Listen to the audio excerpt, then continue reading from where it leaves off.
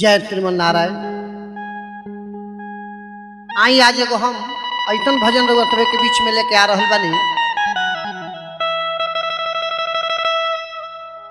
आज के समय में, आज के दुनिया में जितना महत्व बेटा के दिहल जाता उतना बेटी के लिखे दिहल जाता। ये मालिक जेकरा घर में बेटी बाड़ी, पुत्री बाड़ी, ओकरा से ए दुनिया में बड़ भागी केहू लिखे। वो बहुत बड़ भाग वाला बा जेकरा घर में पुत्री बाड़ी, लड़की बाड़ी। लेकिन आज लड़की वाला के भी दहेज के प्रति दबावल जाता। जे बड़ा आदमी बा, जे अमीर आदमी बा, ओकर तो हो जाता शादी विवाह, लेकिन जे गरीब बा, जे किसान बा, ओकरा बेटी के शादी में बहुत तकलीफ होता। चूंकि दहेज प्रथा के जन प्रचलन बा बहुत सवार हो गई। लेकिन एगो कवि के भाव बा, एगो लड़की के शादी समय अनुसार एगो गरीब पिता करे खातिर जाता रहे। लड़का बहुत सुंदर बा, इंजीनियर बाड़े, बाकी लड़का के बाबूजी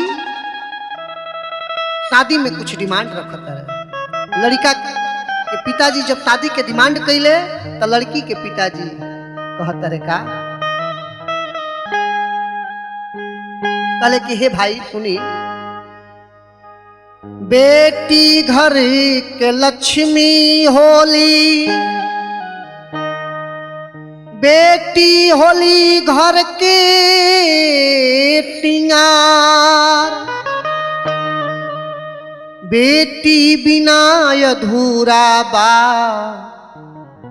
सारा जग संसार।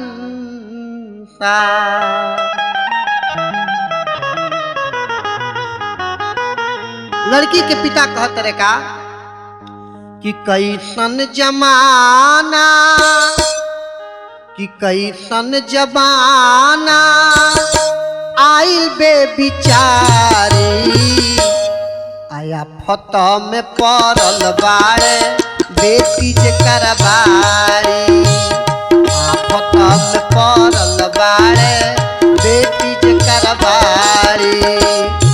कैसन जमाना, कैसन जमाना आइल बे बिचारी, फतो में पड़ल बाड़े बेटी जे करबारी, खत्म पड़ल बाड़े बेटी जे करबारी।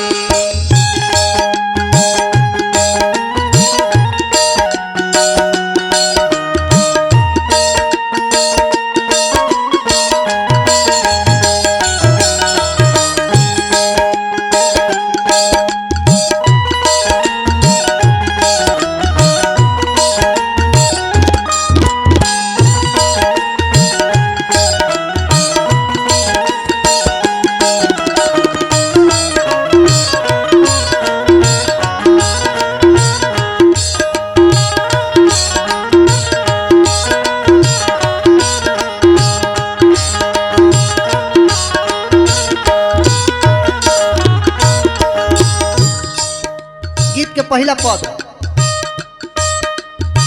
नींद नहीं आवे रात बीत जागल,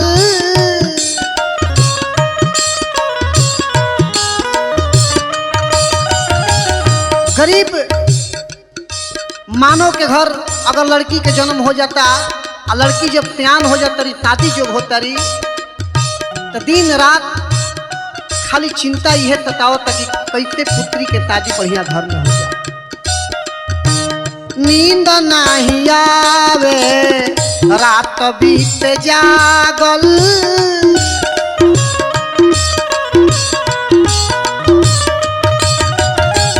हर घड़ी चिंता बा सदिए के लागल,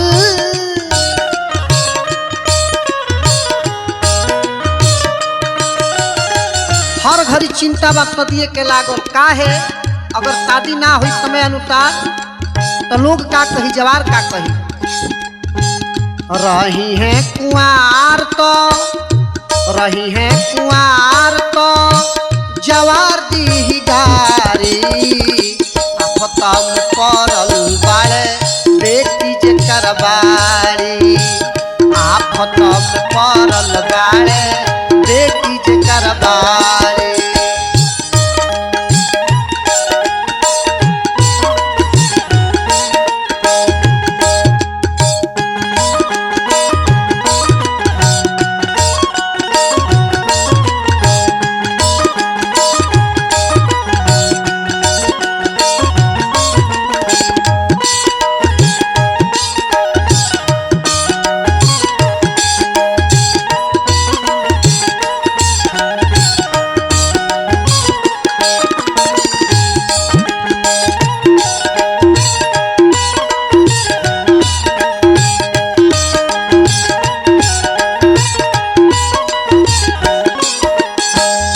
लड़का के बाप मोछी पताव देता रे जब हमरा लड़का के शादी करे के बा। कवि के भाव बा लड़का के बाप देला मोछिया पताव हो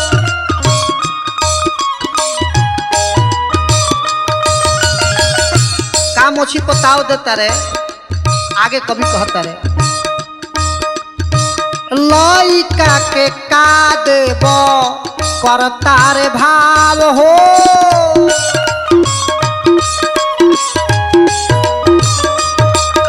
ई सब देख के लड़का के बाप बुझाता कि खाटी व्यापारी बन गई बा। लइका के बाप बड़ुए लइका के बाप बड़ुए खाटी व्यापारी आफतम परल बाड़े बेटी जे करबारी आफतम परल बाड़े बेटी जे करबारी।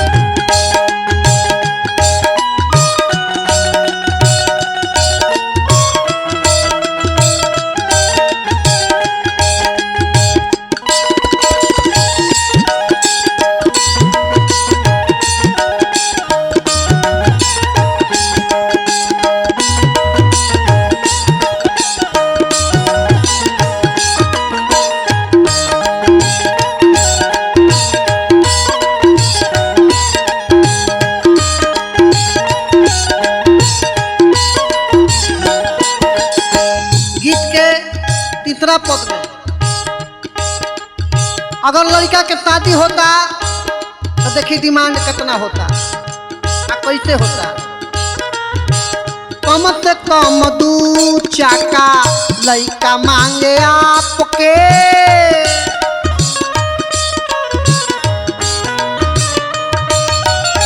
लड़का कहते रहे कि कम से कम हमारा 2 चक्का चाहिए और हई चाहिए हऊ चाहिए। कवि के भाव कम से कम 2 चक्का लड़का मांगे आपके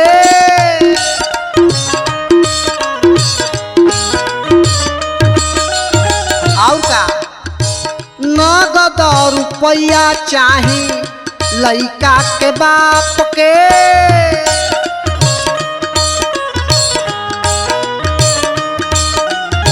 उन्हें लड़का के डिमांड है ना लड़का के बाप के डिमांड। नगद रुपया में हतना चाहिए तब अगर मंजूर बा तब जाके शादी के तैयार कर। नगद रुपया चाहिए लड़का के बाप के